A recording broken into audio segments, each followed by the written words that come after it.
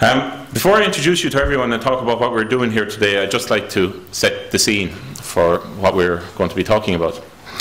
And I'm going to tell you a story about an imaginary tap. If you just thought, imagine a water tap like you all have in your kitchen sinks. Ireland right now is a recession-obsessed island, and we are facing and have faced the economic brink over the last 18 months or so.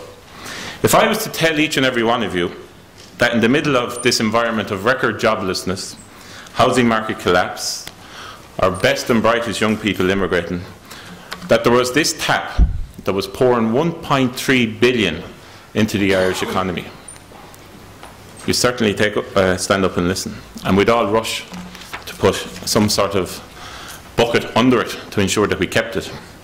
If that tap was in danger over the course of the next 2 years, most people would not only sit up and listen, but we would all agree that we must urgently devise a strategy to protect that flow of income from that tap, or else who knows what might happen.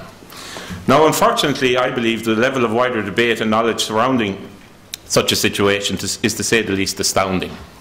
The EU's Common Agricultural Policy is currently worth £1 billion a year on its own to Ireland. I say on its own because that is just the amount we receive.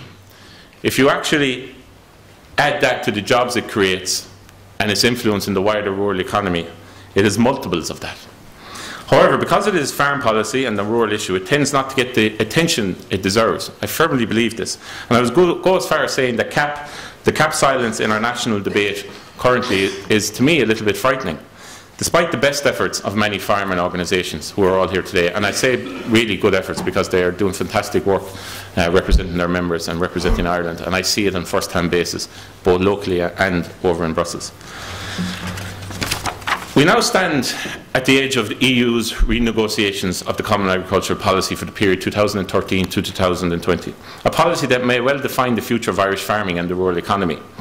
I come to you as someone who grew up on a farm, who believes in the viability of the farming structure, believes totally and 100% in family farms, and that Irish farming can have a bright future. It's my very being. My own father is here today, and we grew up on the side of a hill in a small farm in Portroe in North Tipperary. So I'm very well aware of what it is like to be struggling in farming. My parents could never just farm, they always had to work as well. And that was the situation we found ourselves in. I also come to you as someone who is intent on fighting tooth and nail to defend the rural economy and the plight of farming. I am not personally happy with every aspect of the CAP. For one thing, the fact that 80% of CAP money goes to just 20% of the larger farmers and institutions is something that undermines the credibility of the whole idea. And this must be reformed.